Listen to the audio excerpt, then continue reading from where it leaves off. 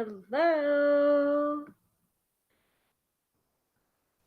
All right, let me show my lower third here. Welcome, everybody, to another episode of Tarot by Hilary Live. I am your hostess with the mostest, Hilary of tarotbyhilary.com, professional tarot reader and EFT practitioner, demystifying the mystical and putting you in touch with the most beautiful of gifts, your own intuition. Because yes, my friends, do not argue with me. You have intuition.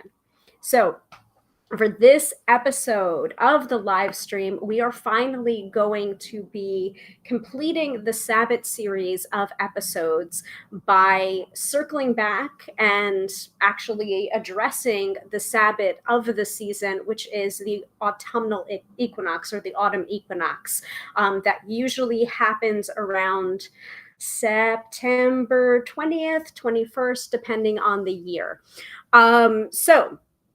Which means it is the autumn equinox in the northern hemisphere, and then we do have the cross quarter for the southern hemisphere. So I will tell you all about that when we get to the main topic of the episode. But that is the main topic of tonight's episode, is that we are finally going to be completing the Sabbat series a little bit later than I thought we were going to, but still, we are still completing it. So you can find this episode along with the other Sabbat series episodes in my Tube of You playlist called the Sabbat series, as well as my free workshop series.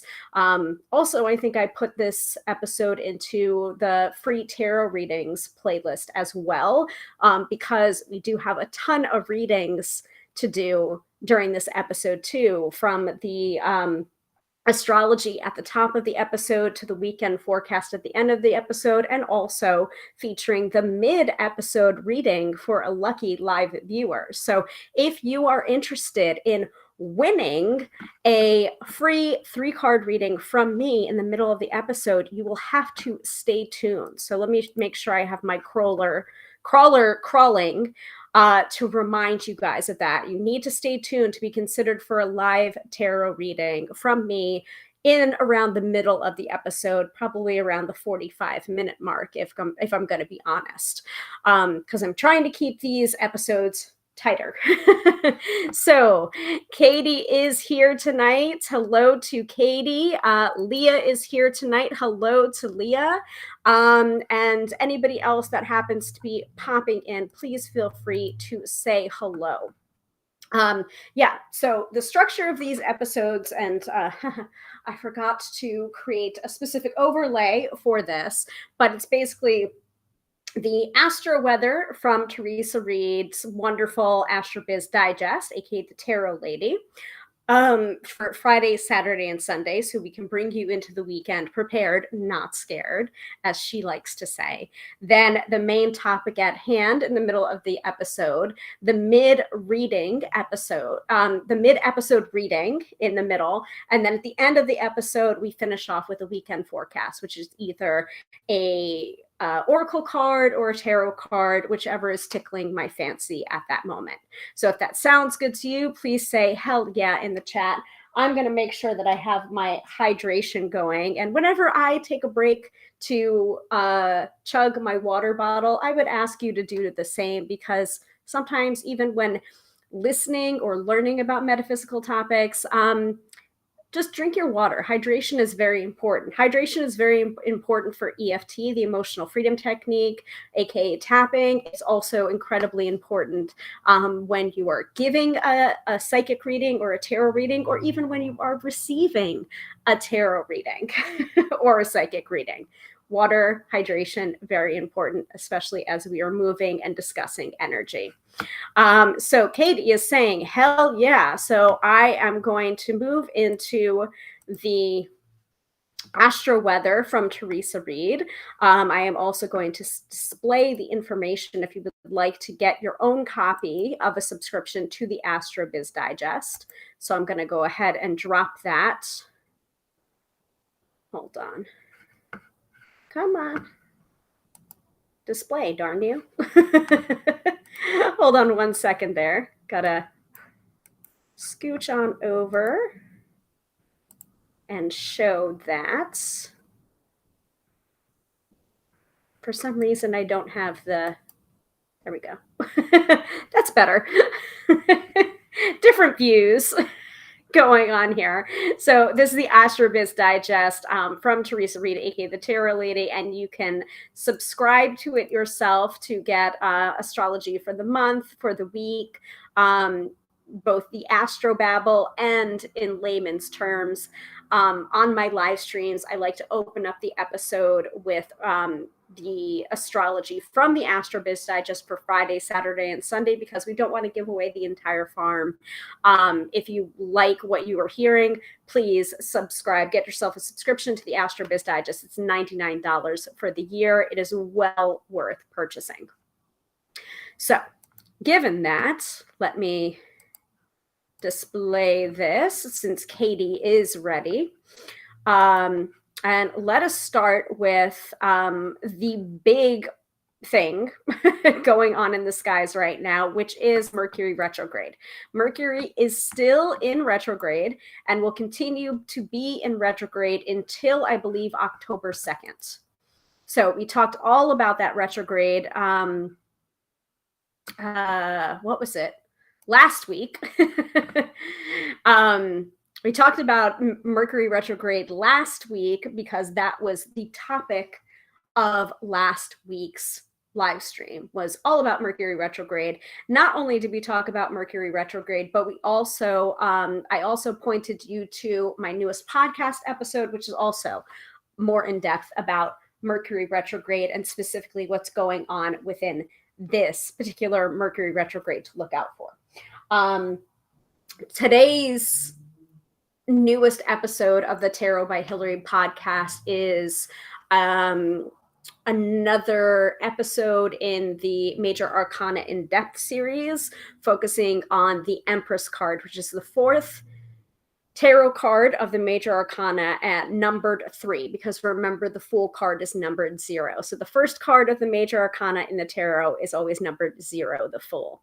So this week's episode of the Tarot by Hilary podcast is on the Empress card, and it's about a 7-minute listen. So not too long of a listen. Go wash some dishes and listen to the episode. It is made for that. These are bite-sized episodes for you to ingest for the Tarot by Hilary podcast. All right. So I have pulled up the AstroBiz Digest. I'm going to take a sip of water. I would encourage you to do the same.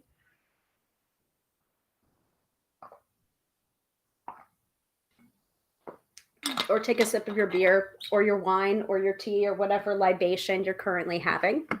And let's get into it. So Mercury is still retrograde. Be sure to back up your computer, slow down, plan for delays, and watch your words. Other than that, the cosmos is fairly chill this week with no planets changing signs.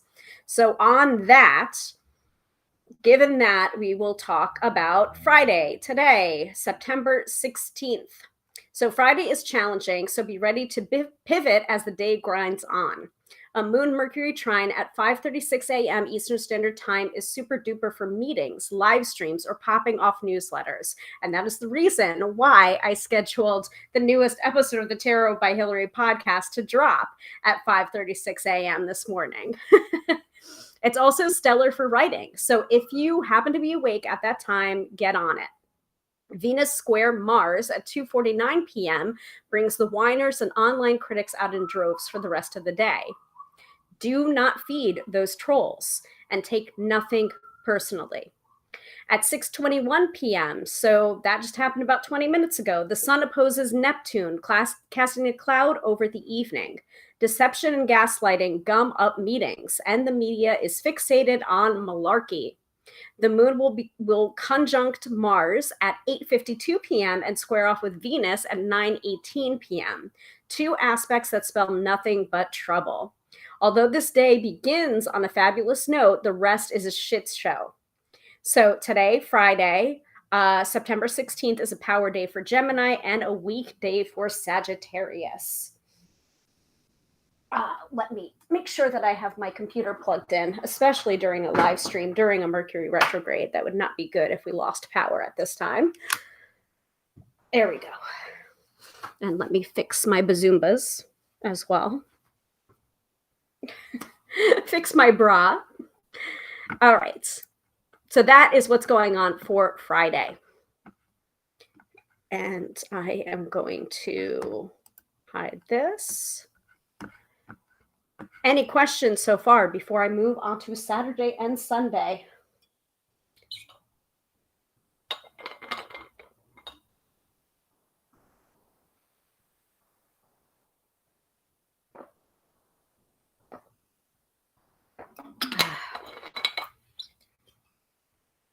If the answer is no, then I will continue.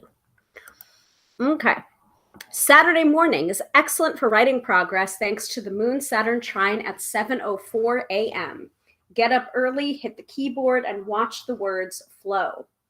The late afternoon turns stupid when the Moon squares Neptune at 3:54 p.m. Hold on, let me move my speaker a little bit closer to me since I'm leaning back here. Come on. There we go. Yeah, the late afternoon turns stupid when the Moon squares Neptune at 3:54 p.m. and the Sun at 5:52 p.m. Again, that's Eastern Standard Time. Liars and wannabe dictators are ruling the airwaves. This means the public is distracted.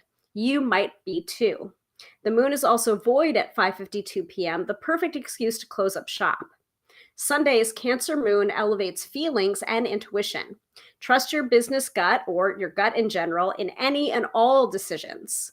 This day is best suited for domestic affairs or organizing your home office. The afternoon finds the Moon locked into hard aspects with Jupiter and Mercury opposing Jupiter later in the evening. What does that mean? Instead of doing business, you're better off resting. Also, if you need to travel, you'll need a side order of extra patience. Sigh. My plan, stay home and do nothing.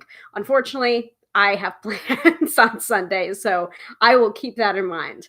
So Saturday is a power day for Gemini and a weekday for Sagittarius as well. And Sunday is a power day for Cancer and a weekday for Capricorn.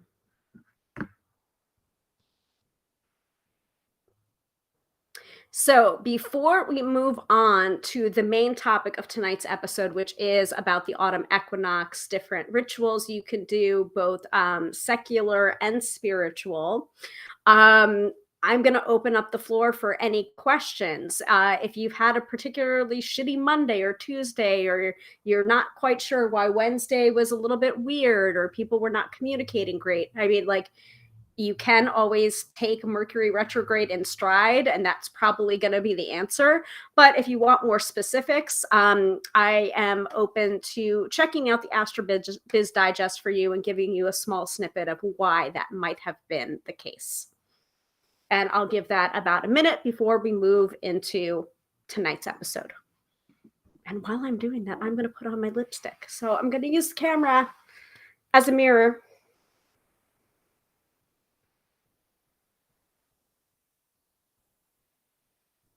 I don't know why this lipstick is so messy.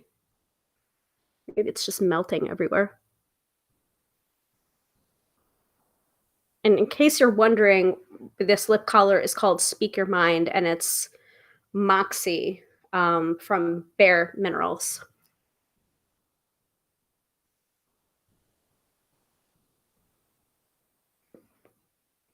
I have several of these lipsticks, and I really like them.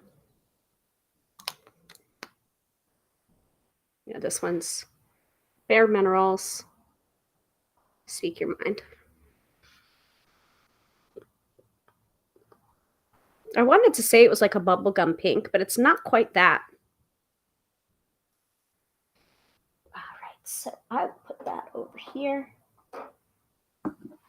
So Katie says, nothing for her. Okay, nothing for you. I'm going to take a look at Tuesday, only because Tuesday was kind of weird for me. So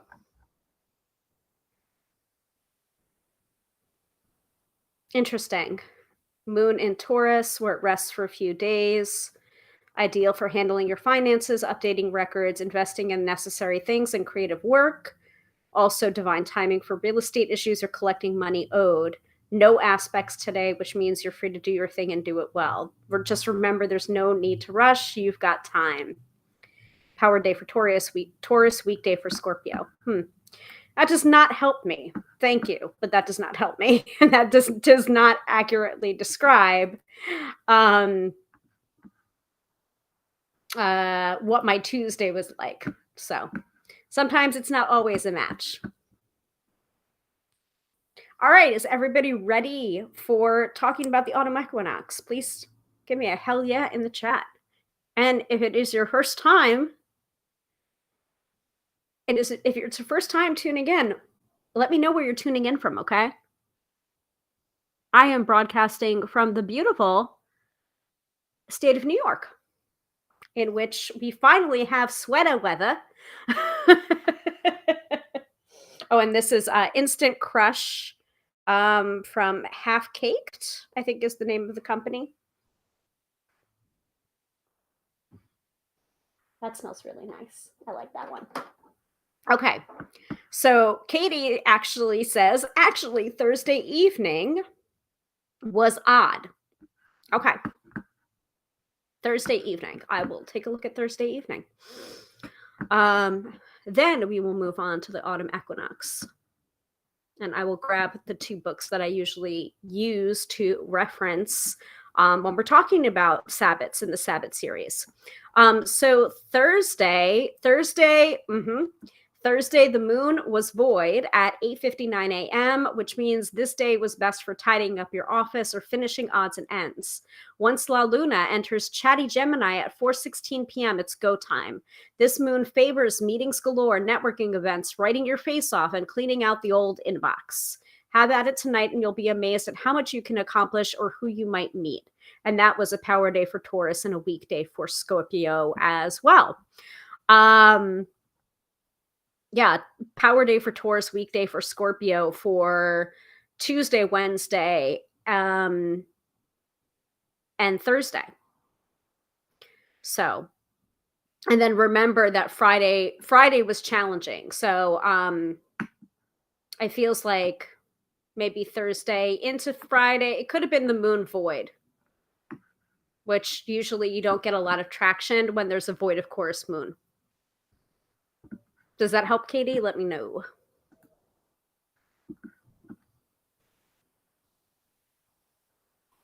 Do you want to see something before we move on to the weekend forecast that I created for interviews? Might not work great.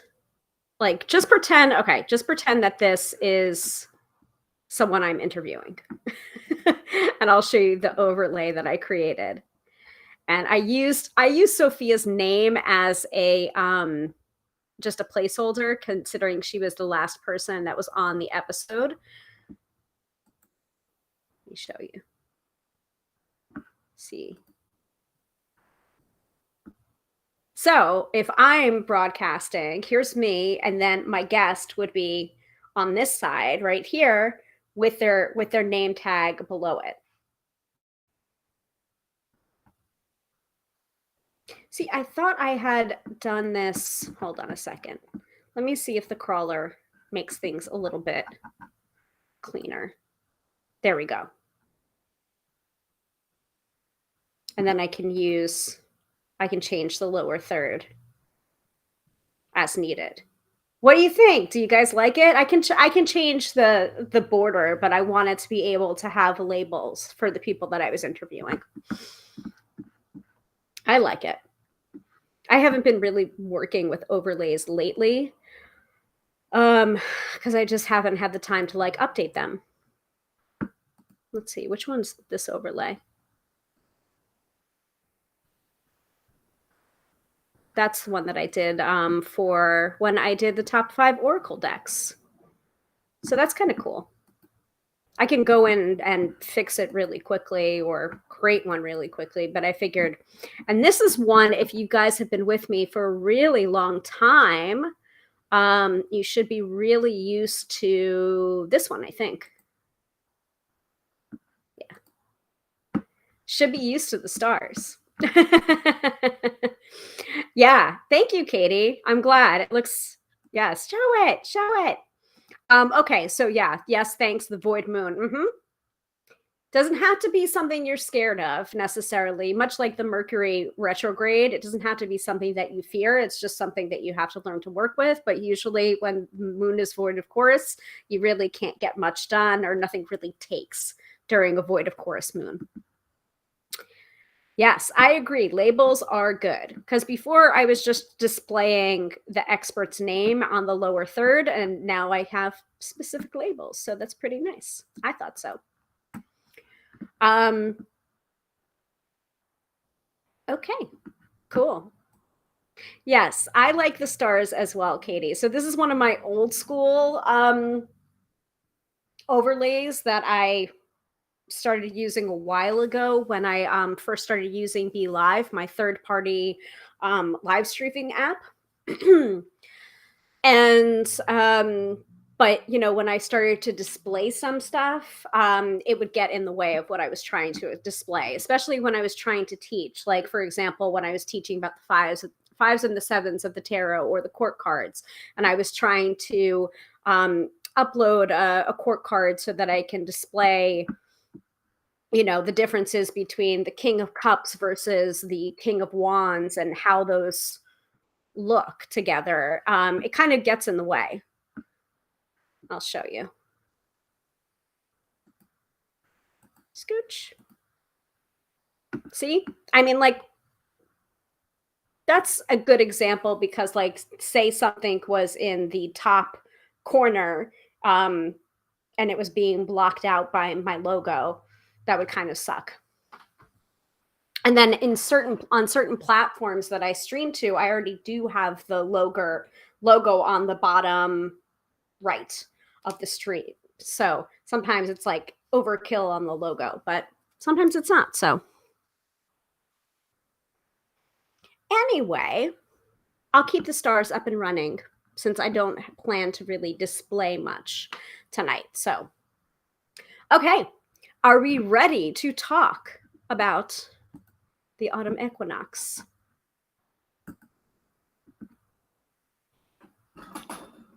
And I will go grab my books so that we can talk about the autumn equinox.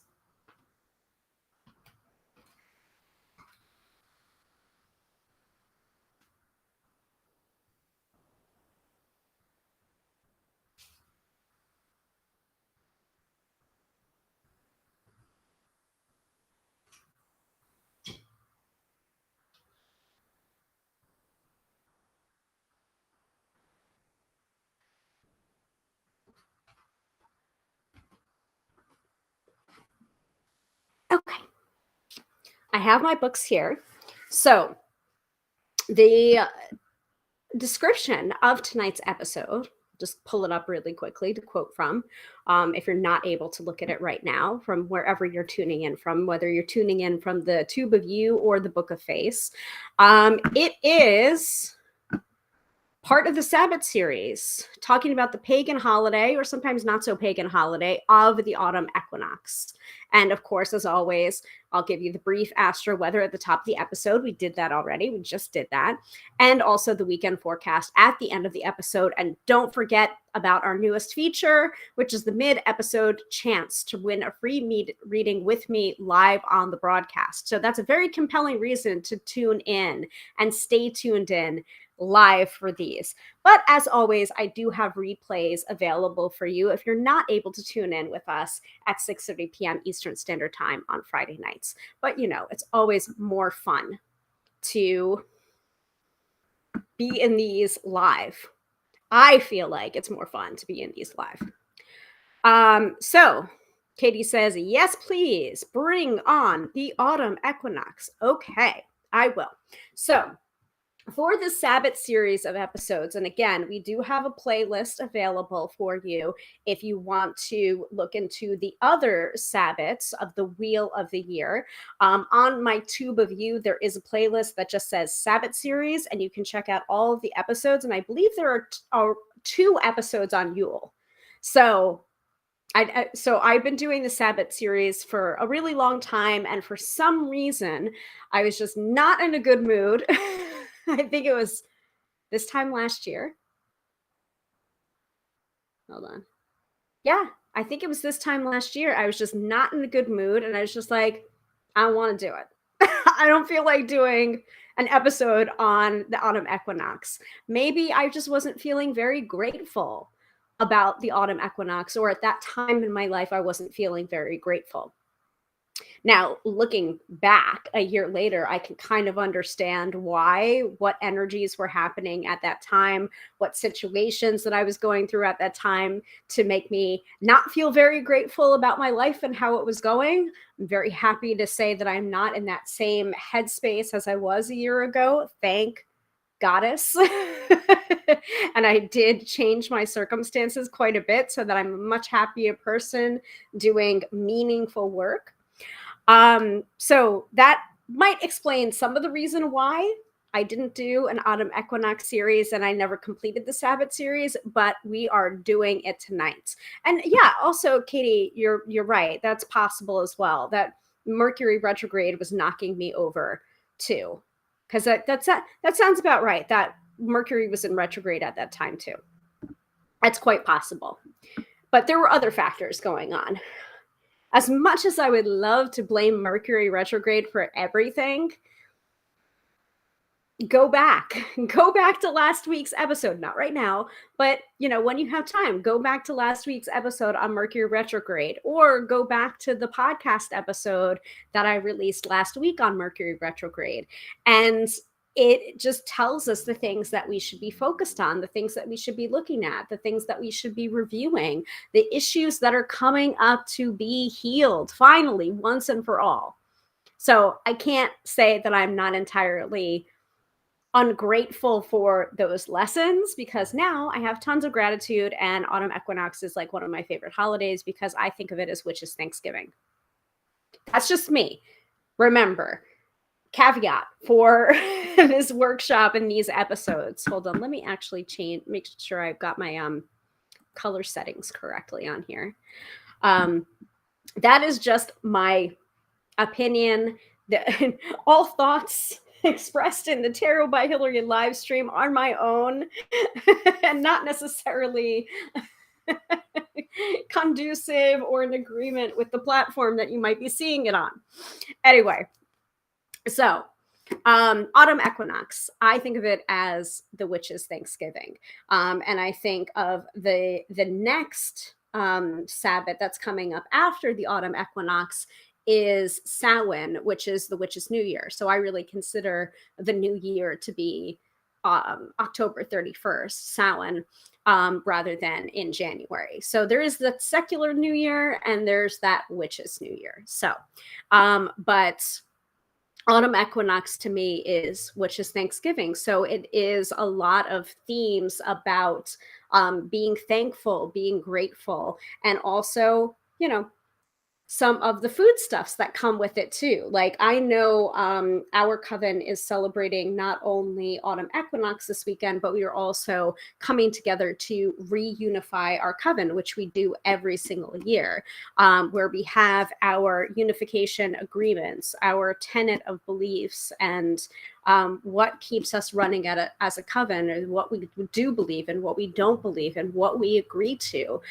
what our conduct should be like, what we tolerate, what we do not tolerate.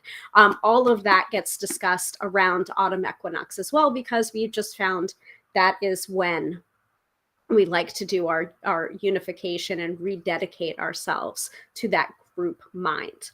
So that is something that we do as a coven. That doesn't necessarily mean that every coven unifies or reunifies on autumn equinox. That just happens to be what our coven does. So your mileage may vary, and also you may not be in a coven. You may not choose to celebrate with other people, or you may not know other pagans or other witches, and so you might be a solitary practitioner. This is an episode for everybody, so I will give you suggestions on, if you're practicing by yourself, how to celebrate the autumn equinox, and if you're practicing with a group, how to celebrate with your group. We are all inclusive and welcoming here on the Tarot by Hilary live stream. Okay, so the two books that I liked to reference the most during the Sabbat series of episodes, which we are finishing up with talking about the autumn equinox, is Craft: How to Be a Modern Witch by Gabriella Herstick. This is the UK copy. So this is how it looks in the United Kingdom, and it's hardcover. If you want it in the United States, it goes by another name. It is called Inner Witch in the United States, by Gabriella Herstick. The author is the same. It's just the title might be a little bit different. The title for the United States, I believe it's a paperback, is Inner Witch. I wanted this cover because it looks like geodes and nature and elements, and it looked shiny, and I wanted the hardcover, and so I wanted this particular version. But again, Inner Witch, you're going to get the same content. It's the same book, just looks a little bit different on the outside. So this book has wonderful suggestions on how to celebrate the different Sabbats, among other things. So where I like to quote from is in the first chapter of What Witches Believe, starting on page 35. But there's also way more information in this book, such as energy, everything's energy, the tarot, fashion magic, earth magic, moon magic, crystals and astrology, and not your grandmother's grimoire. So it's not just about the Sabbats, but the chapter What Witches Believe describes the Sabbats in detail and gives suggestions for both spiritual ways to celebrate the autumn equinox and also secular ways to celebrate the equinox if you happen to be non-deity focused, because I do remember one of our viewers asked for specific suggestions that was more non-deity related in nature for the Sabbath. So I got you covered in that way. If you're spiritual, got you covered. If you're more seasonal and don't believe in the deities but still believe in magic, got you covered. So that is what I'm going to be quoting from first. Craft: How to Be a Modern Witch by Gabriella Herstick, otherwise known as Inner Witch in the United States. And then the other book that I've been using for this Sabbat series is The Real Witch's Craft: Magical Techniques and Guidance for a Full Year of Practicing the Craft by Kate West. This is very, very Sabbat focused because it's right there in the title and the subtitle, Magical Techniques and Guidance for a Full Year of Practicing the Craft. And it has the Wheel of the Year in gold on the cover. So if you take a look at that closely, you will see the autumn equinox is listed as Madron over here. You do have like here you've got the vernal equinox over here, and then you've got the autumn equinox over here. So that's the reason why I refer to it as autumn equinox, because it has been incorrectly labeled as Mabon by a number of like modern witchcraft sources, and that is incorrect. So I always like to go back to autumn equinox. Mabon is not correct. Mabon is something different.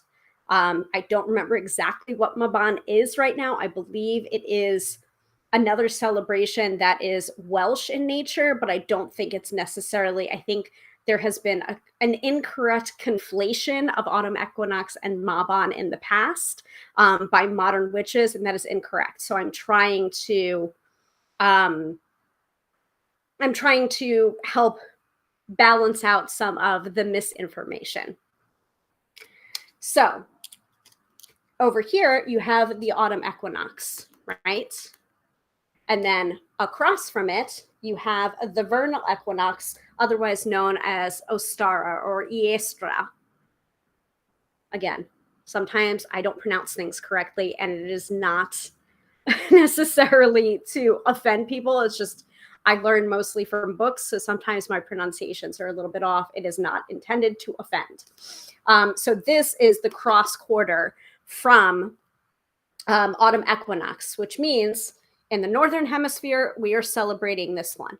In the Southern Hemisphere, they are celebrating the vernal equinox associated with the spring, and Ostara. So for you Southern witches, Southern Hemisphere witches, you can go to the Sabbat series and you can look up the Ostara one, and that is the one that you should be looking at right now. So for now, we are talking in the Northern Hemisphere about the autumn equinox, okay? So this is The Real Witch's Craft by Kate West. This is also what I will be referring to when I am talking about the autumn equinox. These are the two books that I've been using the most in our Sabbat series.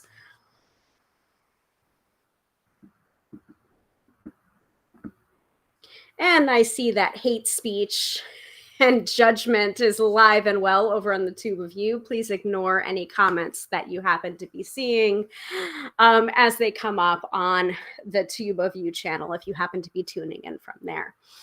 Okay, so any questions before we really get started?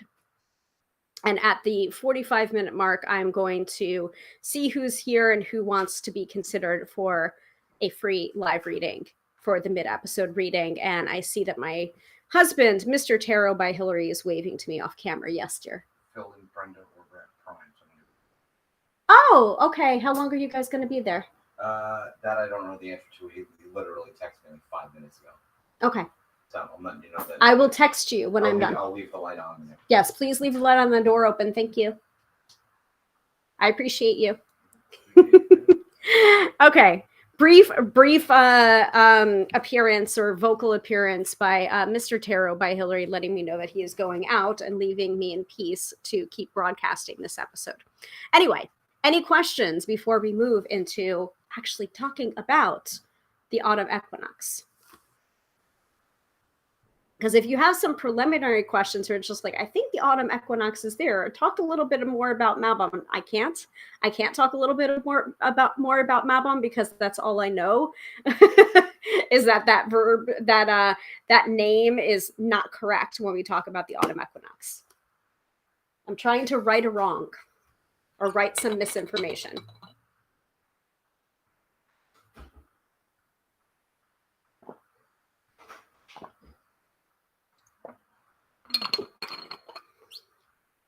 Okay. Let us start with Craft, How to Be a Modern Witch, again, known as Inner Witch in the United States.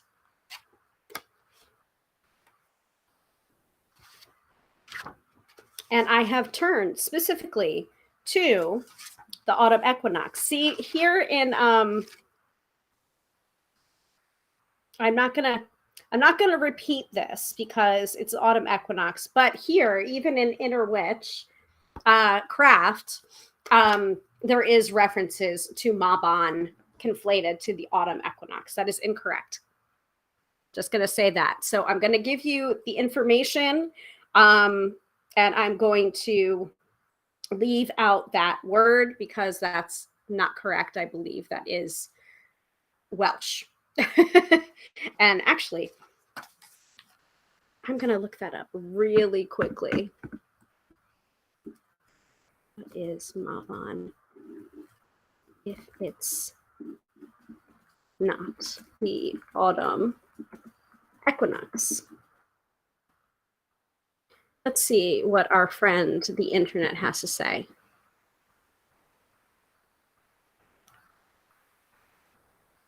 How do you celebrate? Yeah, here we go. I am going to find this. Okay. It's erroneous. Okay. Because I've been curious about this too. Because this is what I was taught, that Mabon and autumn equinox are not the same thing. So let me address this first so that I can move on to actually teaching about what is the autumn equinox.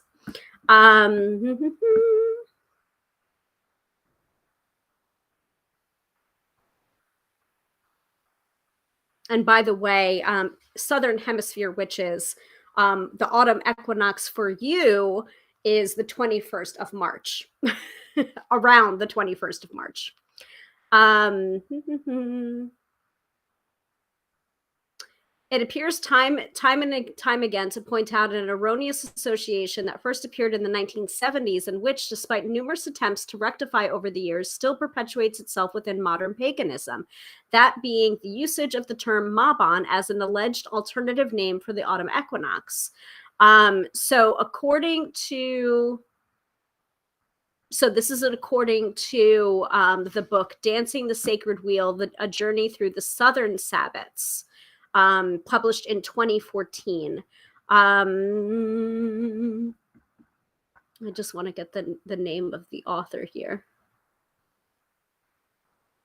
Francis Billinghurst writes this. So this is quite a long article here. So I'm going to just give the salient points here.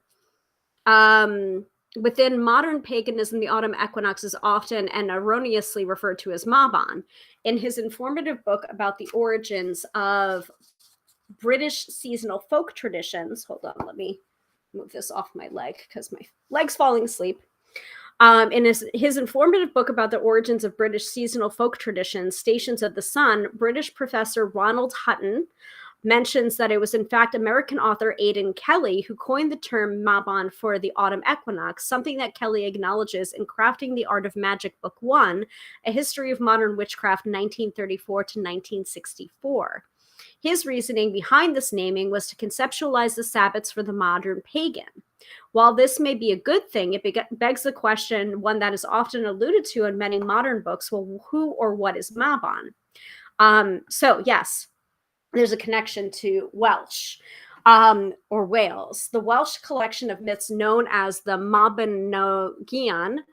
Again, my Welsh pronunciations suck. I used to speak it as a child.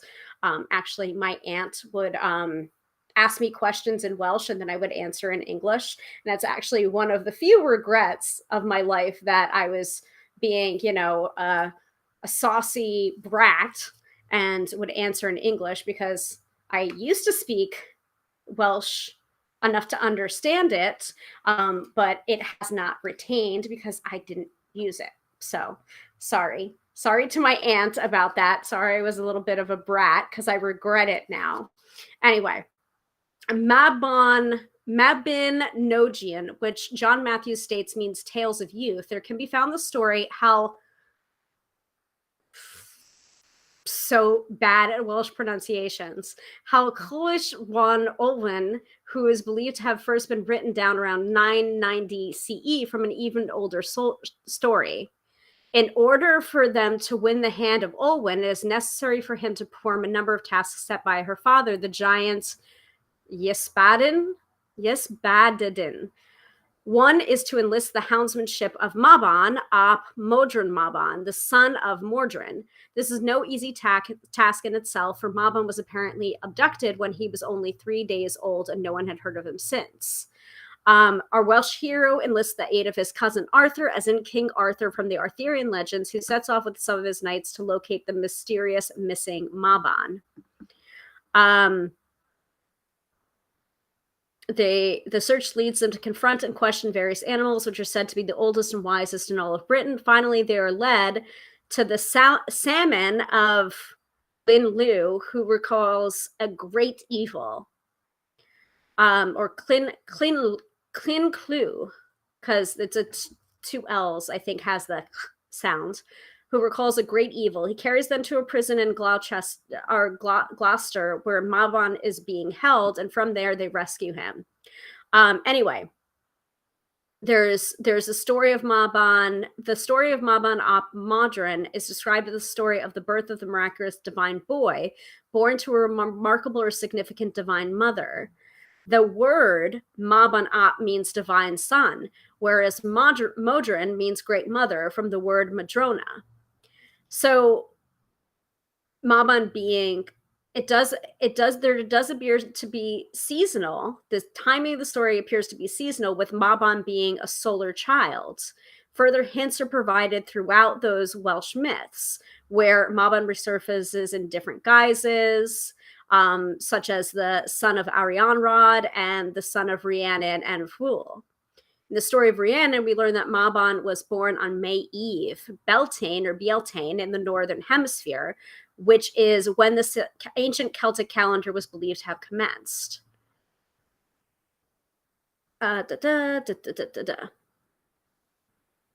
So when we read the story of Mabon and investigate other myths found within the Welsh mythology, as John Bonsing suggests in 2006, it becomes clear that the autumn equinox associated with Mabon is a modern invention with seemingly little, if any, truly accurate foundation. I've personally read and heard various explanations given for aligning the word Mabon with the autumn equinox, including it being the time where Mabon was discovered. However, if Mabon is indeed a solar deity, as suggested by Bonsing, it would make more sense to equate him with the winter solstice, for that is when the sun is reborn, that child of promise. So that's the reason why we don't call autumn equinox Mabon anymore. Very long-winded, but I was curious about it. And if I'm curious about it, pretty sure you would be curious about it too. So that is an article I found by Frances Billinghurst. And if you want to learn more about that and other, Sabbats and how the Southern Sabbats are practiced, I would recommend picking up the book, Dancing the Sacred Wheel, A Journey Through the Southern Sabbats. Okay, so now that we know why it's not called Mabon, let's look a little bit into what is the autumn equinox. So, from Craft, How to Be a Modern Witch by Gabriella Herstick, I'm going to take out any associations with Mabon now that we know why. And it is the 20th to the 23rd of September. Everyone knows what it feels like when autumn arrives. The air hangs heavier, the veil feels murkier, there's something that shifts. This officially begins the first day of autumn, where night and day are of equal length. Autumn is a time of balance. Autumn equinox, when the night and day are of equal length. Autumn is a time of balance, a theme played out by the sun, which enters the sign of Libra, the scales. Autumn equinox is when the harvest is completed and we look forward at the impending winter as a time of death, rebirth, and transformation. It's a day of being grateful and giving thanks.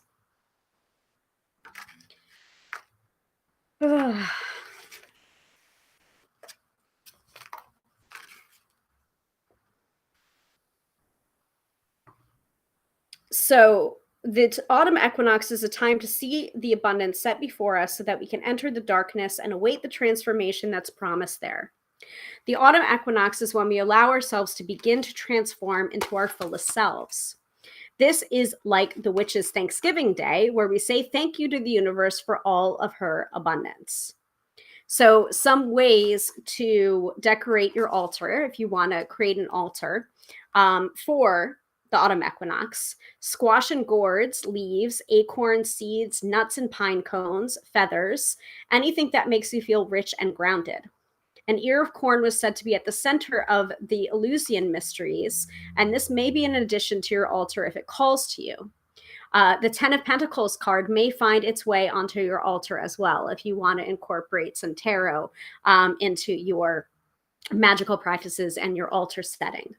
So for the listener or the viewer that wanted some secular ways to celebrate, non-ritual ways to celebrate is make some apple cider, spend a bit of time in a graveyard, watch a scary movie and eat your favorite comfort food, spend time collecting beautiful leaves and arrange them in a vintage frame, take a walk in the park, thanking the trees and flowers for their gifts when you do so.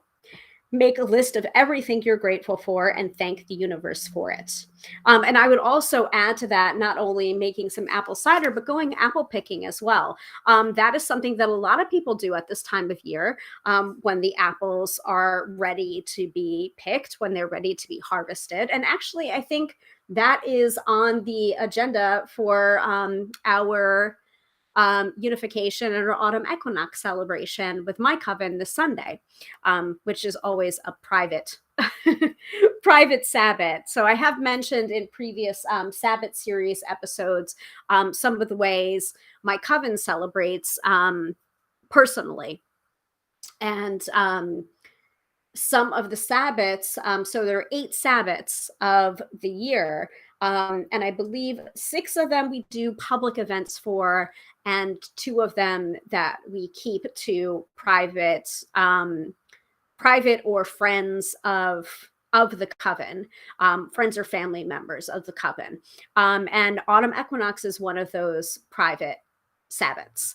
I believe the other private Sabbat that we do is really depends on what our coven is going through, what our coven needs, what the group mind needs. But typically I think it's usually autumn equinox and in bulk, if I'm remembering correctly. I could be wrong about that.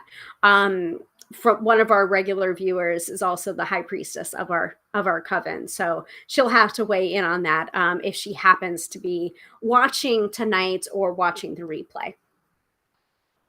But just know it's okay sometimes if you want to keep your ritual private and not put on a public ritual. Sometimes your group might need that. So apple picking can also be a non-ritual way to celebrate. And then in this book, there's a suggested ritual, which is an apple and element ritual for guidance and protection. So you would need a knife, an apple, or a pomegranate or citrus fruit if you're allergic to apples. So you can modify as you need to. And a white tea light candle. And you would cleanse your space with sage and cinnamon broom if you have one. Ground yourself, cast your circle, call in the energy of gratitude, and meditate on the idea of abundance. And then cut the apple in half widthwise. When it's cut, you'll see the seeds resemble the shape of a star. So the apple can be a very, very sacred fruit to use in ritual work. Place the candle in the apple and say, even at the winter hour, I should always find my power. May I always see my path and know abundance as a fact. And you can light the candle and ask your guardian angels and deities to bless the light as you move towards winter. This white candle represents internal guidance and light that you always have in you. And you would take the other half of the apple or the fruit if you happen to be allergic.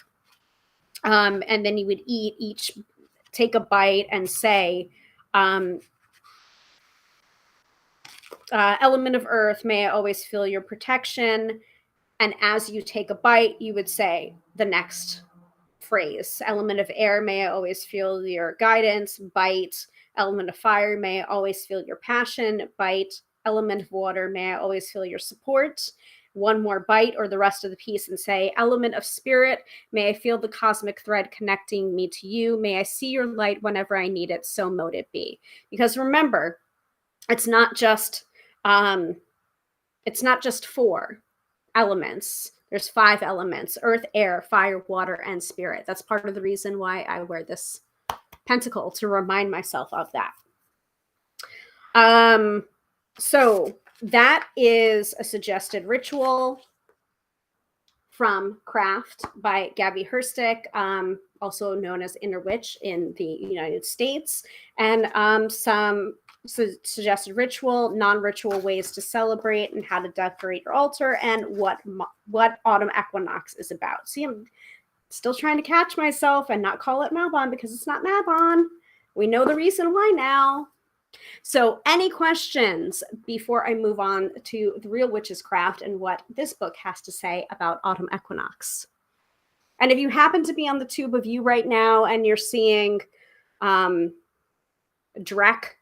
spam, whatever, please go ahead and ignore it. And if you happen to be wanting to be considered for a reading, I think it's time. So, but I don't know how many people we have on here. And also I do want to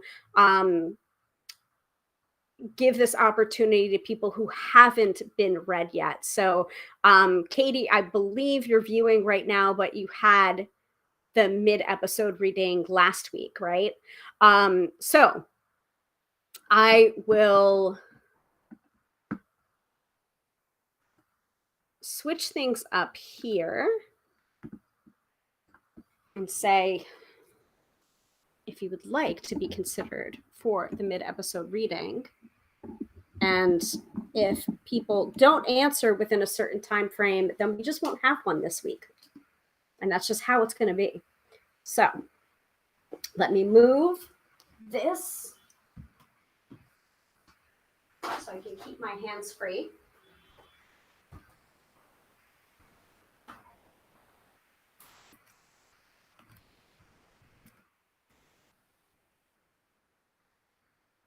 And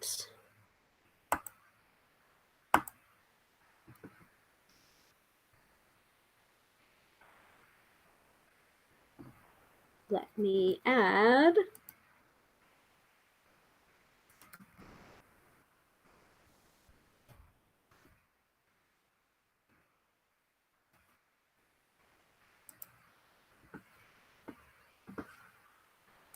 So Katie is saying yes, and thank you for that reading last week. You're very welcome, Katie, and I do hope it was helpful for you. So it is time. It is time for the mid-episode reading, which is a new feature of these live streams. If you would like to be considered for a reading that will happen right now, please drop the word equinox or autumn. Actually, that might be too hard of a word. Let me change the word. Let me change the word. I'll accept either if you've already put equinox into the chat. Autumn. Let's put autumn into the chats. And I will give it about 2 minutes. If we don't have any participation, then we're just not going to do it this week.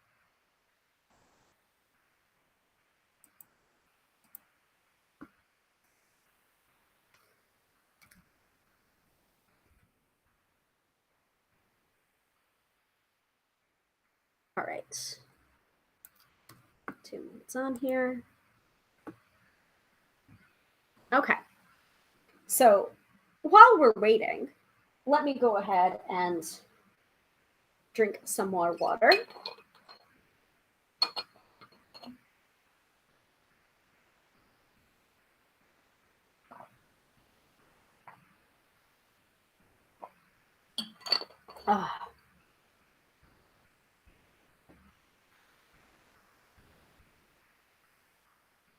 Again, if you would like to be considered for a live reading, drop the word autumn into the chat. Oh, and Sophia just got here. Hello, welcome, Sophia. Finally finished teaching. Yay.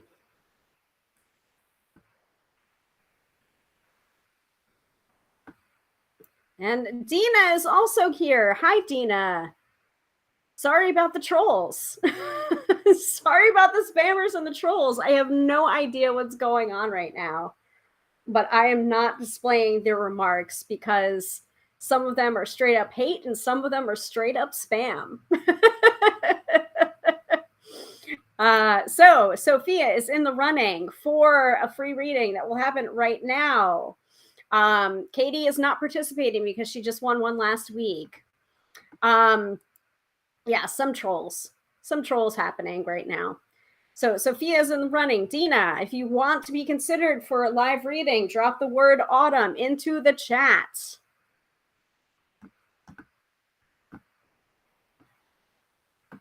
You have 16 seconds to do so. Thank you, Dina. Actually, that's an automatic entry if you would like. Thank you for blocking the trolls. That's an automatic entry to the live reading. No. I'll have to do all of that work later on once I'm done streaming, because it's too much to do all the blocking while teaching a topic at the same time. All right, Dina's also in. So we've got a twofer tonight. So we've got it. This is a 50-50, guys, between Sophia and Dina. And one of the times it wasn't really fair because Sophia didn't get to participate because she was actually having to do the reading. So let me pull up the picker spinner, the picker wheel. And we have Sophia and Dina. And that. All right. Okay, cool. All right. I think we're ready to go. Are we ready to go? Are we ready to spin the wheel?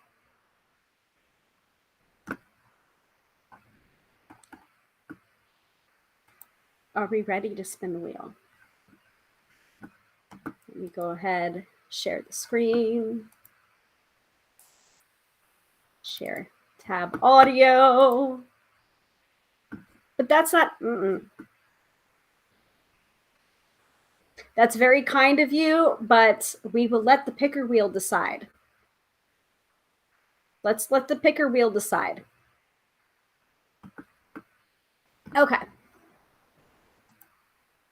Oh, I have to display it first. All right. Yes, this is a democracy. All right. So let me hide this. So I drop down. So you all can see for yourselves. There are two participants tonight in the mid-episode reading. We have Sophia and we have Dina. Sophia, you got here right on time. Dina, you also got here right on time, unless, of course, you were here the entire time and you just weren't commenting because you were distracted by all the trolls. I totally get it. So let me hide this and center this. And we're ready to spin. Democracy, baby.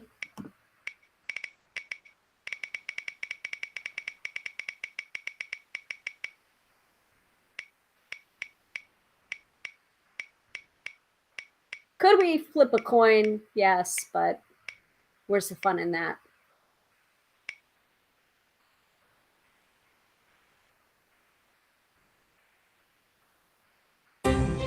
It's Dina! It is Dina. Dina is the winner of the mid-episode reading. So while we are waiting for, so Dina, go ahead and put your question into the chat. It's either a question that you need an answer to or a situation that you want clarification on. If you can't think of either of those two things, just what do I most need to know right now? Or just like in general, I need to know about this. And as we wait for your question, I will continue teaching.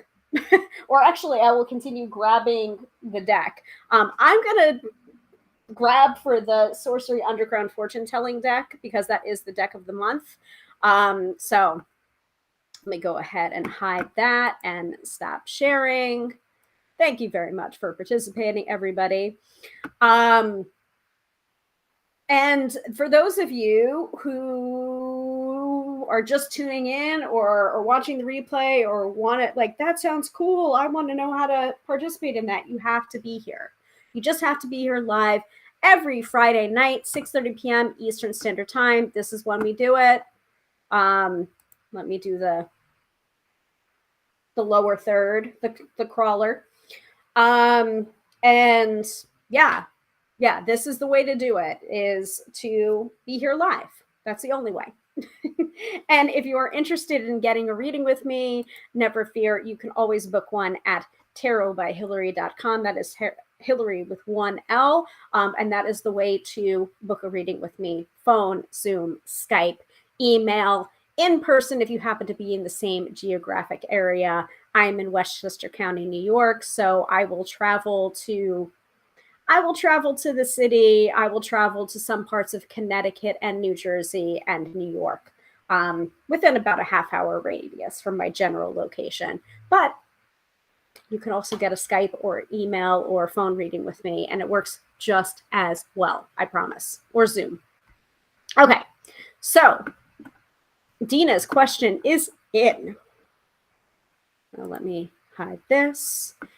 Okay. So Dina's question is clarification on our son's career future. Okay. And if you also want to play along at home and want to pull a couple of cards for Dina too, keep your reading chops up. That is totally fine. I'm sure that Dina would appreciate it. Just drop in your comments of what you received in the chat too. All right, I am pulling out the Sorcery Underground. I love this deck. I love this deck so much. Again, purchase this deck. Get this deck. It's on Etsy. He does limited print runs, so don't fear if he's out of stock. That doesn't mean that he's out of stock forever. Sophia, it's Sophia's fault that I got this deck, but I don't blame her. I am very happy that I got this deck. And my bestie has been using it now too, and she loves it. I was talking with her on I actually saw her on last Saturday when I did the event in Bridgeport. That was very short notice for second Saturdays at BlackRock. So hot though. It was so hot out, and we were all wearing black, like the row of tents. We were all wearing all black, and it's just like, all right, so like everyone's witches here, right? Like it's just easier to wear black, but it's really hot, right? It's just like fine. It's just like, could I have worn white? Yes, I guess so, but like, no. So it was very, very warm out. And then I ended up meeting my bestie afterwards at a restaurant in Milford.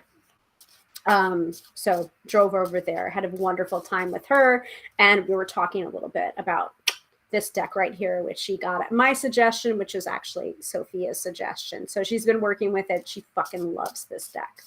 Okay, anyway, so Dina is asking for clarification on our son's career future. I'm going to pull 3 cards. And I've been instructed by Sophia to read with reversals. So I'm going to read with reversals because it just makes a difference. And it's just, this is a deck that like begs to be read with reversals. So speaking of reversals, we have all 3 cards are coming up reversed. That's not necessarily a bad thing, Dina. It just happens to be what's going on. And I think possibly the reason why all 3 cards are coming up reversed is because it's just like, it's out of your hands. Like you're not in the driver's seat of the situation. You're kind of like sitting on the sidelines and watching and waiting and being like I can't make him make the right decision, quote unquote right decision. I can't make him go on that path. Like he's got to figure some of this stuff out for himself. So I think that might be part of the reason why all 3 cards are coming up reversed, where it's just like you're kind of on the outside looking in and being like crossing your fingers and your toes and hoping for the best, but also realizing that these lessons are for him to learn, not necessarily for you to learn, but for you to watch and observe. And that might be also your lesson, is to allow yourself to watch and observe. So that's my first impressions. And also, like, by the way, thank you for the honor of reading for you in a public space. Sometimes it can't be easy. So accept that. And yeah. So the first card that you're getting the star card. You're getting the star card reversed. So again, this is the Sorcery Underground fortune-telling deck by Brian David McDonald. So having the star card come up reversed, it's not quite a bad thing, but it just feels like it's not quite what he expected it to be, because the star upright can be a card of wishes coming true and goals realized and fulfilled, and the reversal can be I got what I wanted, but it's not what I wanted. It can also be a card of being very close to achieving the goals, but falling like a little bit short and getting a little bit frustrated by that. That's not, again, this is the first card. That's not necessarily what's going to happen. It doesn't mean that your son is going to be in a cardboard box living on the streets or anything like that. It's just something's a little bit askew right now. And it's for right now. It doesn't mean that it's for forever. The next card that you're getting, the middle card, is the 1, 2, 3, 4, 5, 6, 7. The 7 of clubs reversed. And this is associated with the mountains of, I guess, the Lenormand deck. It's numbered 45. Clubs, I believe, are wands. So 2, 3, 4, 5, 6, 7. So me knowing my tarot stuff, the 7 of wands can be a almost like things are pointing back at him and being like what did I do? What missteps did I make? Can I correct them? Is this like a forever mistake, or is this kind of like a stepping stone or a learning, like, is this a temporary problem or a permanent? And also like kind of having that feeling of it being a setback, but realizing that it's just like, just because it's a setback doesn't mean that you're necessarily on the wrong path. So, and that's also associated with the mountains. I will go to the white book after I'm done doing my own interpretation, because I don't want to be unduly influenced. And thank you for the clarification, Sophia. Yes, clubs are wands, spades are swords. I always mix those two up.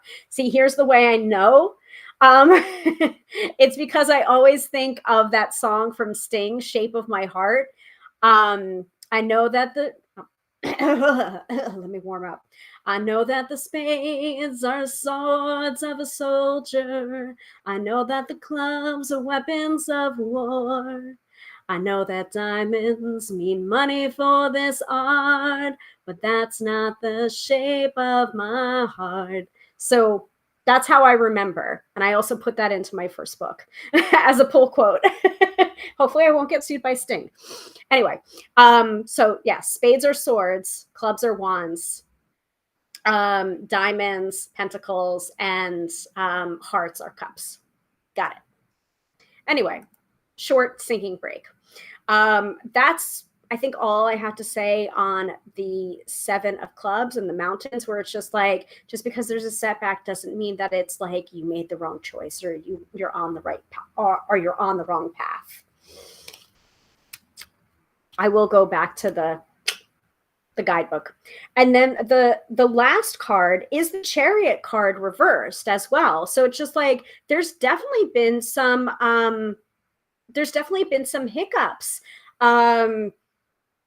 in you know, like the timing of this too. It's just like falling short, or feeling like I got what I wanted but it's not what I wanted. Then the Chariot card coming up reversed as well is kind of like I can't get all my ducks in a row to get forward movement. Like something always seems to happen to not have this forward momentum going.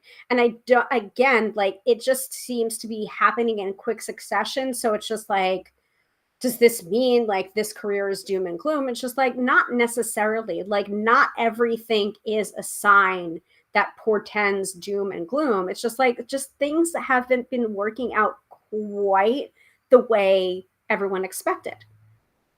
Doesn't mean that he's on the wrong path. It just means there might be a slight shift that needs to happen. Like with the Chariot card, to me, it always means travel, or maybe like a wider scope. Like maybe the job might be further away or closer. Like there's something about the like location that might be affecting what's going on too.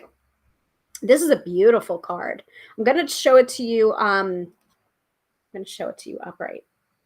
Really pretty Chariot card, but it is all reversed.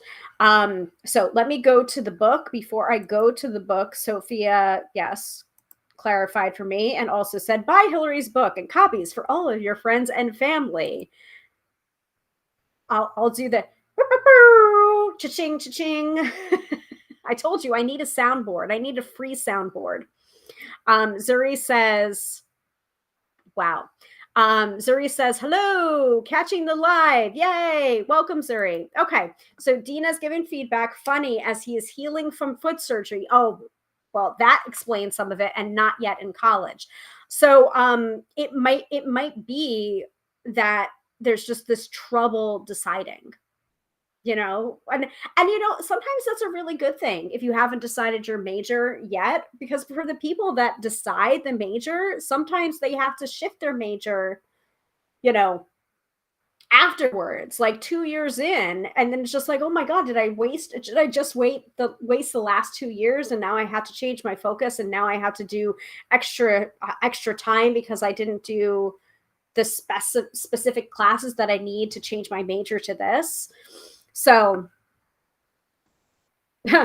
so Sophia says, the fact that it's just a mouth sound makes it better for me, though. Makes it extra funny. Okay, fine. Well, I aim to please. Anyway, going back to Dina's original question, and let's take a look at the guidebook.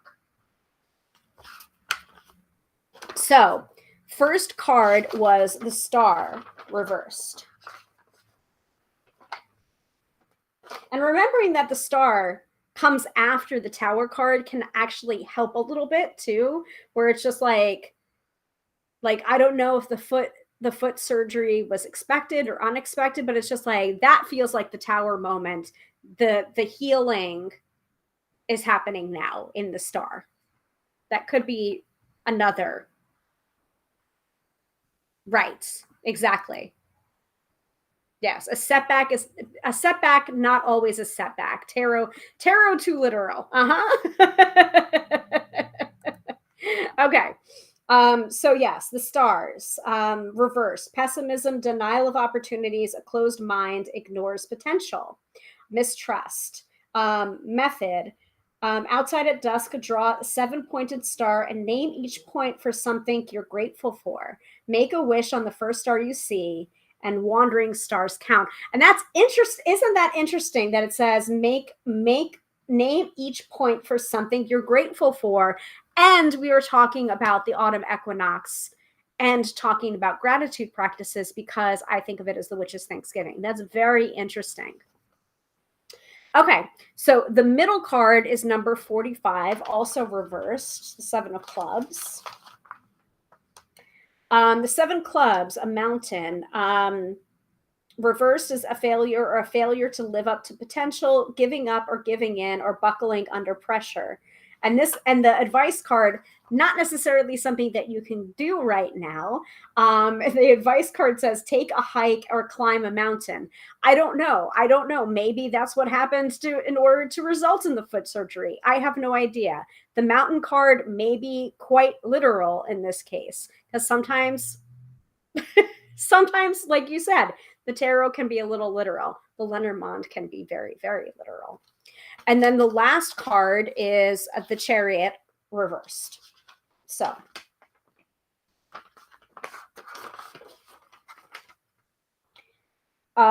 delays, failure, efforts in vain, blockages, defeat, travel problems or delays, car trouble. The method for this card is to dress the 4 corners of card 7 with holy oil and place in your wallet or handbag for success. So take the Chariot card and dress it with holy oil or whatever essential oil that you'd like to work with, specifically probably a prosperity oil or an abundance oil, and place on your dashboard or in your luggage for safe travel, or in your wallet or handbag for success. All right, so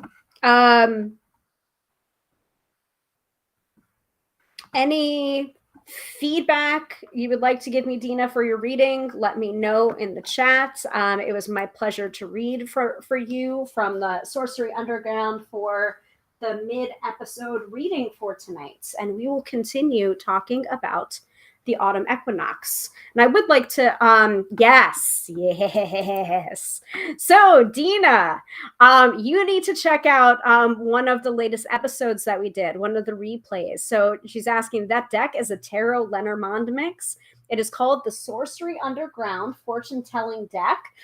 We did an unboxing of it, not last week, but the week before. And it is, the name of the episode is Unboxing the Sorcery Underground Fortune Telling Deck, and it is by Brian David McDonald. So Sophia came on the episode because she has been working with this deck and has worked with this deck with clients, and it's her fault that I bought it. So Sorcery Underground is a mix of tarot and Lenormand and playing cards. Uh-huh. Uh-huh. And okay, so Dina said, thank you. Deck spoke of current conditions. Well, I mean, like, let me pull one more card. Haha. Hold on. 1, 2, 3, 4, 5, 6, 7, 8, 9. So we're getting the 9 of Pentacles reversed. No, is it reversed or is it upright?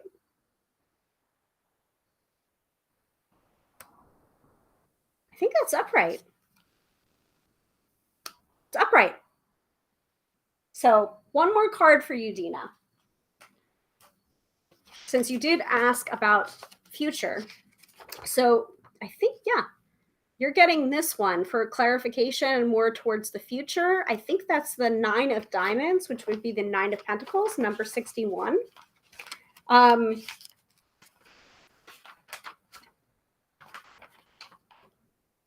Yes. So the 9 of Diamonds, number 61, is a bee, and it's related to card 47, the 9 of Clubs, which is a beehive, which didn't come up in here. So upright is success, accomplishment, fulfillment, efficiency, harvest, and a promise kept. And advice is tell the bees your plans and desires, promise to yourself and to them you will work diligently toward these goals and then keep that promise. So I think this is a very hopeful card towards future career.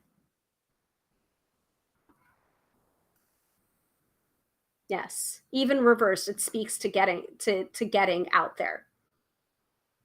I think this is a very hopeful card, and I feel as if maybe, I don't want to say this, but my sense of it is the timing couldn't have been better. I know the timing feels really sucky right now, but when you go a little bit forward in the future, you're going to be like, you're all going to be looking at each other like, oh my God, like this surgery couldn't have happened at a better time, you know, because if it happened this, or if this happened this, and then this happened then, like, it's just like, it would have been a complete mess. It would have been a nightmare. Not to say that it isn't a great situation right now, but the timing could have been so much worse. That's the sense that I'm getting. So I hope that helped. And this is the Sorcery Underground Fortune Telling Deck. It's available on Etsy. I would really encourage you to check out the episode that we did on the unboxing of the Sorcery Underground Fortune Telling Deck, because I literally was like sitting on my hands and I did not open it until I was on camera doing the unboxing on that Friday night at 6:30 p.m. Eastern Standard Time. Very first, like, you all got to see my very, very first impressions of this deck.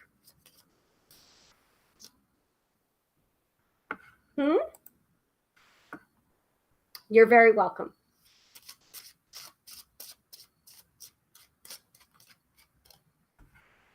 Okay, so moving on to The Real Witch's Craft by Kate West, to talk a little bit about the autumn equinox from there and what she has to say about it. And then we'll talk a little bit more about, you know, how I celebrate the autumn equinox with my coven. Usually involves apple picking. Usually involves apple picking, unification, agreement of the tenants, listing what we're thankful for, what we're grateful for. There are certain foods that I associate with the autumn equinox. Usually someone will make a sweet potato pie or parsnips, buttered, I think it was buttered parsnips and onions I made one year. But that was more at the request of my high priestess. And she was like overseeing me as I was like chopping up or peeling the parsnips, and yeah. So let me grab that book.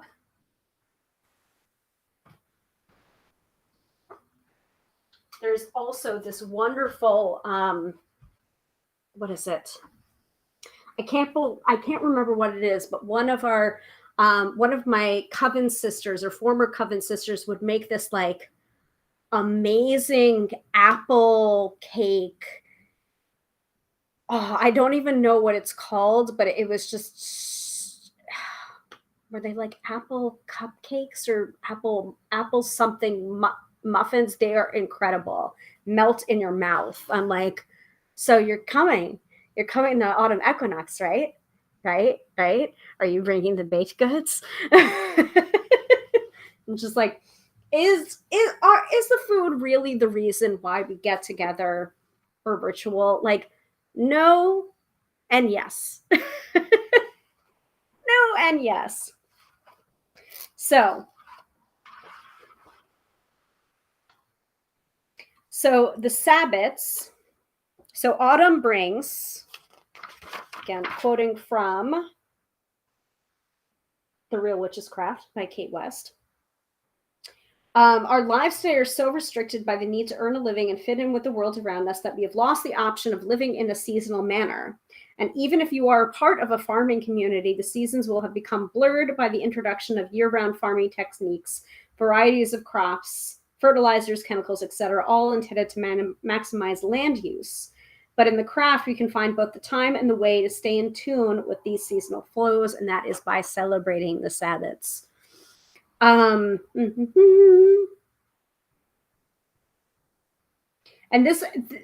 this practical work that's suggested might be something that you want to do after the episode.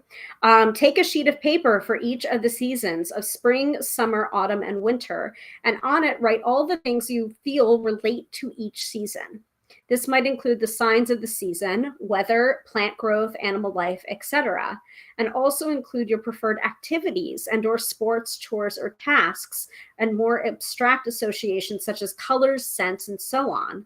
Make your list as complete as you can, even if you feel that some of your associations are a bit tenuous or personal. Actually, the more personal, the better.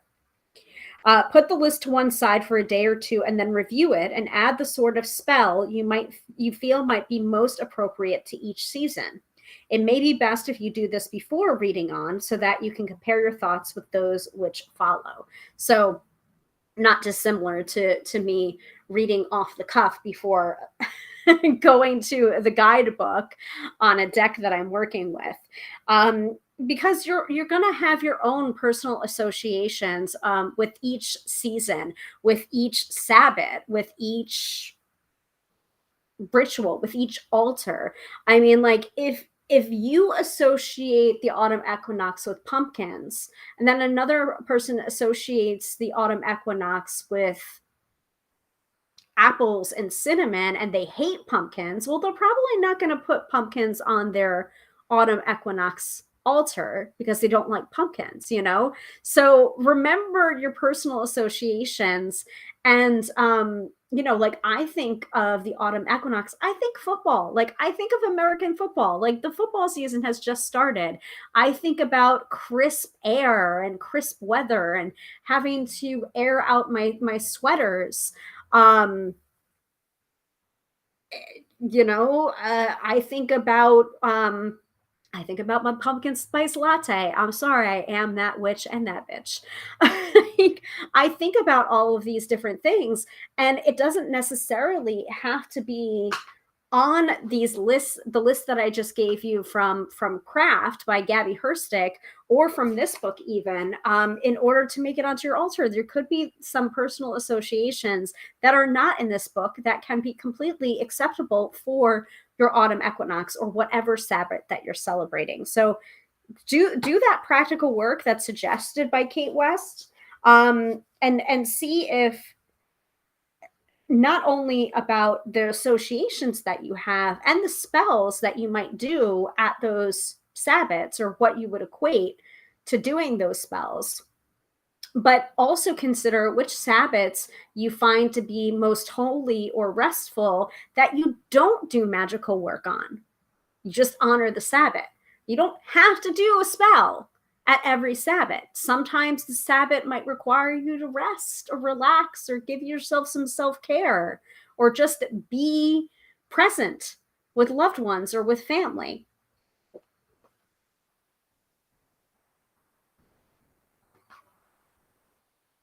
It's worth remembering that the seasons are not discrete events. They blend into one another, and contrary to the rest of our overscheduled lives, do not begin and end on fixed dates. While some people work on the assumption that the equinoxes and solstices, and we are talking about the autumn equinox right now, fall in the middle of their seasons, in fact, these more closely mark the beginning of each. Even with global warming, no one would suggest that summer is at its height in the middle of June. And of course, in the southern hemisphere, the seasons are reversed. So remember where you live. In the northern hemisphere, we're talking about autumn equinox right now. In the southern hemisphere, they're talking about spring and Ostara. So we're starting autumn, they're starting spring. And then when they celebrate autumn on March 21st, we're celebrating the start of spring in the northern hemisphere. So autumn brings shortening daylight hours, fruition, and harvest. It's this equinox, this Sabbat is actually known as the final. Is it the final harvest? Or is it Samhain that's the final harvest? I can't remember off the top of my head. But usually by the time it's Samhain, it's just like, if you haven't harvested your shit, you are not surviving through the winter, metaphorically now. Used to be factually in earlier days. So autumn brings shortening daylight hours, fruition, and harvest. It is a time of rewards and celebration. Like spring, there's more energy at this time, but it's of a different kind. This is a season of preparation for the rigors to come. This is a time for correcting mistakes and errors and for putting things to rights. And whilst there are not very many spells which can wait for the right season, seasonal influences can be harnessed for more long-term life-changing magics we want to work. We can also use the energies of each season to empower a magic if we design the spell with these energies in mind, perhaps by putting the emphasis of the spell onto the aspect most suited to the season. Of course, if you work in your astral temple, then you can work in the season they're most suited to your magic, regardless of the season on the physical plane. So, the Sabbats are seasonal festivals, and in your earlier study of the craft, you may well have been advised that they were times of celebration rather than for the working of magic. However, there are strong energies connected to the Sabbats, which can also be incorporated into our spells and magic. Having said that, many witches prefer to keep their Sabbats as times of renewal and reflection, only working magic at them when it's really essential. So it's really your choice whether or not you want to use a Sabbat for celebration or whether or not you want to use a Sabbat for working magic. So we are discussing with this episode of Autumn Equinox, we are discussing a minor Sabbat. So because the Sabbats are divided into two groups, I have spoken about this on the other Sabbat series episodes. So the two groups are the major Sabbats of Samhain, Imbolc, Beltane, and Lunasa, and the minor ones, which are the spring and autumn equinoxes and the winter and summer solstices. So the equinoxes and the solstices are the minors, and the major Sabbats are Samhain, Imbolc, Beltane, and Lunasa. Again, this is an episode in the Sabbat series, and so you will have all 8 Sabbats at the end of this episode to choose from as you need to. If you go into that playlist on the Tube of You, it's just Sabbat series. So the former are linked to the agricultural cycle and would originally have been timed by events in nature, and later they were assigned dates. But as these were in the old calendar, they would have fallen some 11 days earlier than the ones we now use. And the latter are associated with the movements of the earth around the sun. And whilst they have been given set dates, which are included here, if you intend to use them for magical purposes, it is better to seek their actual timing. So you can look it up. Use your friendly internet to look up what the actual timing is for the winter and summer solstices and the spring and autumn equinoxes. So in this case, you would just type into your search bar, what is the date of the autumn equinox, date and time of the autumn equinox this year for the year 2022. And I'll actually do that for us after I'm done reading from here. Especially if you want to work magic, look for the actual timing. And that's true of any time, not just on the Sabbats. That's true for if you want to work with eclipse magic, you want to actually find that exact time of the eclipse. You want to work dark moon magic, you want to work new moon or full moon. You usually want to find out what the exact time is for that full moon, for that new moon, for that dark moon, for the eclipse. Make sense to everybody? So technically here, according to this, it's the 21st of September is the autumn equinox. Again, I will look it up for you. The autumn equinox, this is once again the time where day and night are equal, and hence another time of balance. This time, the emphasis is on thanks and repayment rather than on clearing out and starting anew. In keeping with the balance of the season, these energies can be used for magic working on inner balance. Now, so I've had some clients that I've worked with this very week seeking inner balance. Actually, I did an EFT session about balance and imbalance with a couple of people. So not surprising in the slightest that these themes are coming up, and balance themes are coming up this week. So magic can be used for magic working on inner balance. It is a time for preparing for the dark months of the winter season by ensuring that debts are paid, both literally and spiritually. And even if you do decide to use the Sabbat energies in your magic and spells, it's also worth making a point of using them as times of reflection on the passage of the seasons and on each festival's place in the wheel of the year. So, any questions while I am looking up the exact date and time of the autumn equinox this year?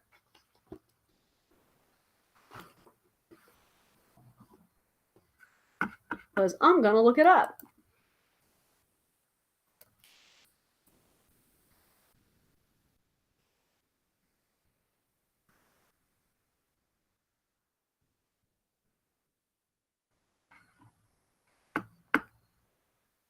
So, technically speaking, it says the autumn equinox or the autumnal equinox of 2022 is Thursday, September 22nd. And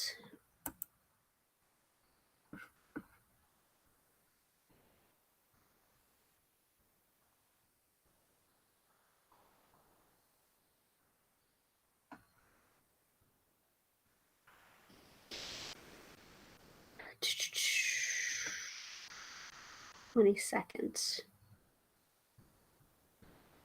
According to the almanac, the autumn equinox will be Thursday, September 22nd. It starts at 7:04 MDT. So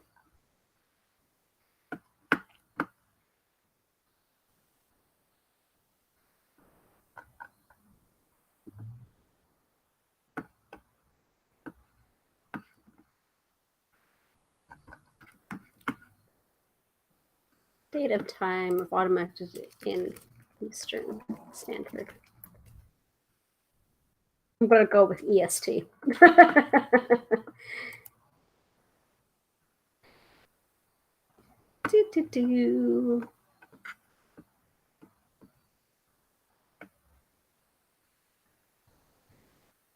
So that would be Thursday, September 22nd of 2022 at 9:03 p.m. Eastern Standard Time.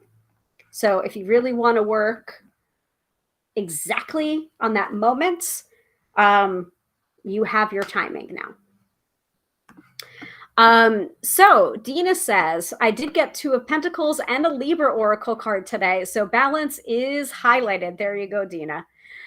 Any other comments or questions about Autumn Equinox? And any ways that you celebrate Autumn Equinox before we start to wind down this episode and prep for the weekend forecast? Because I'm going to go with an Oracle card for the weekend forecast. Just saying. Don't know which deck yet, but I'm going to go with an Oracle card. Because I've already highlighted some of the things that I've done, like apple picking. We've done that before. Basically, like we really have this sense of like it's the witches' Thanksgiving.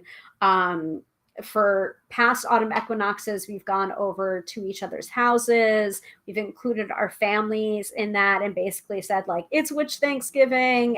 So it's been very much like a potluck, like make something that your family has on Thanksgiving. It's very much like first Thanksgiving for us, like which is Thanksgiving for us.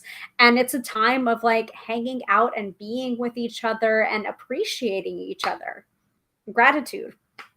And also, like I said, agreeing to the tenets of belief in our particular coven and re-strengthening and recommitting to our group mind and to each other. And I'm going to put this back. But feel free to drop into the chat what you think of with autumn equinox and how you celebrate autumn equinox. Or after learning about this, how are you going to be celebrating autumn equinox? Let me know one thing that you're going to be doing to celebrate autumn equinox in the chat. And I'm going to go grab an oracle deck.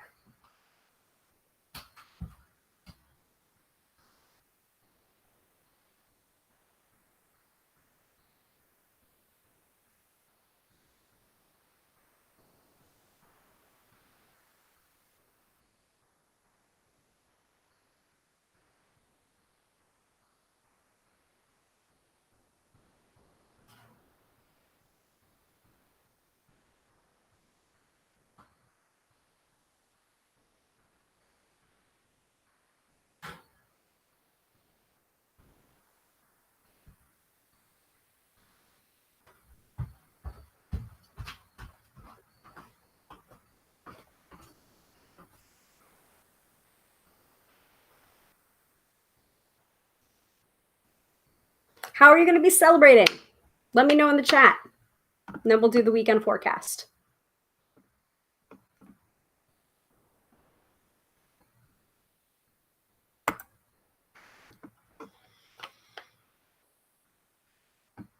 And while I'm waiting for how you will be celebrating, I'm going to see if I can look at the tube of you and address some of these spammerific comments. Because one is spam and one is hate speech.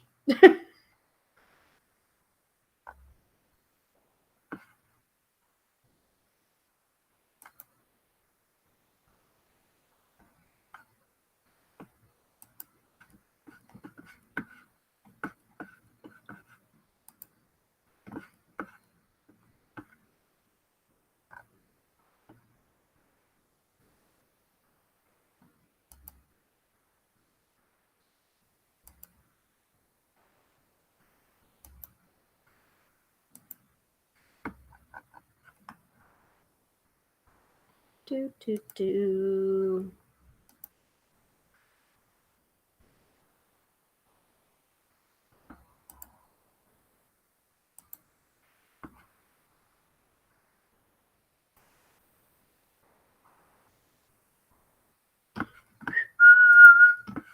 Okay.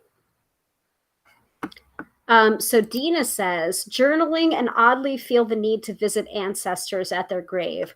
Well, I mean, like, yeah.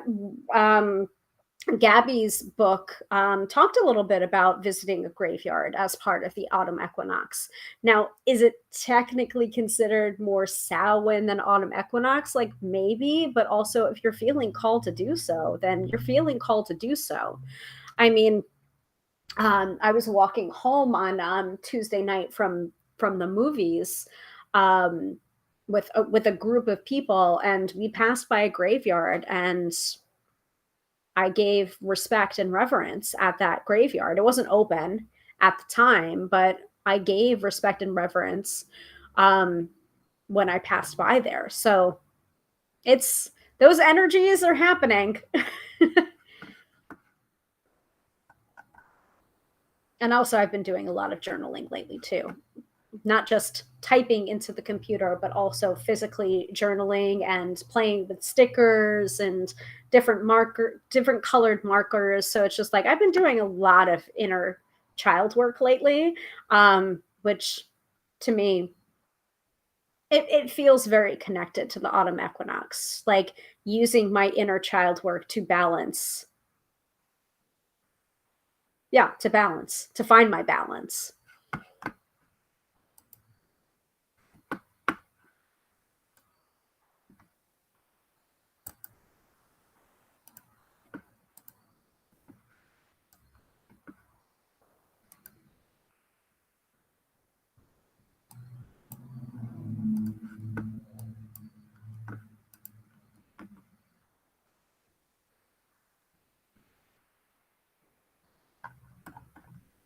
All right, I have addressed all of the wackiness.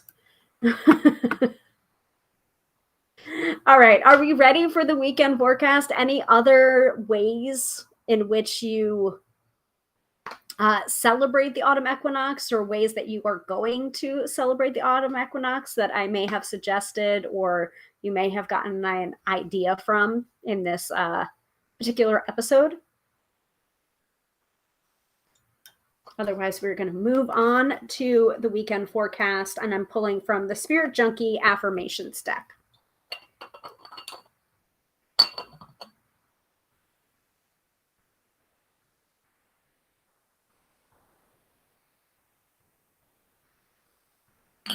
And I'm glad that we did the autumn equinox episode tonight instead of next week, because I always like to give you a Sabbat series episode before the Sabbat rather than after the Sabbat, because that way you can start to brainstorm how you would like to one, if you would like to celebrate the Sabbat, and two, how you would like to celebrate the Sabbat. So again, the autumn equinox is at Thursday, September 22nd at 9:03 p.m. Eastern Standard Time.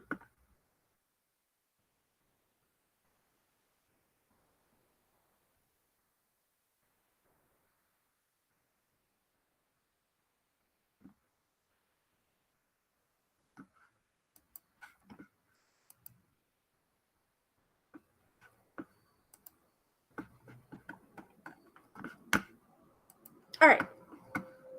I am going to pull from the Spirit Junkie deck.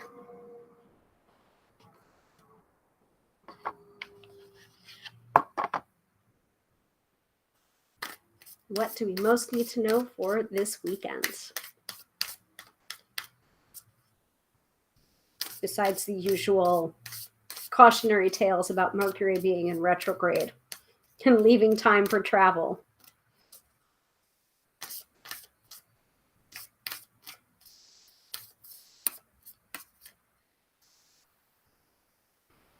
What do we need to know for this weekend?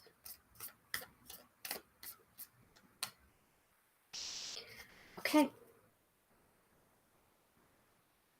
This is actually a card that I have not received before. And this may also apply to the reading that I gave you in the middle of the episode, Dina. So the card that we are getting for the weekend forecast is I celebrate my progress. Awareness, not perfection, is the goal. I celebrate my progress. Awareness, not perfection, is the goal.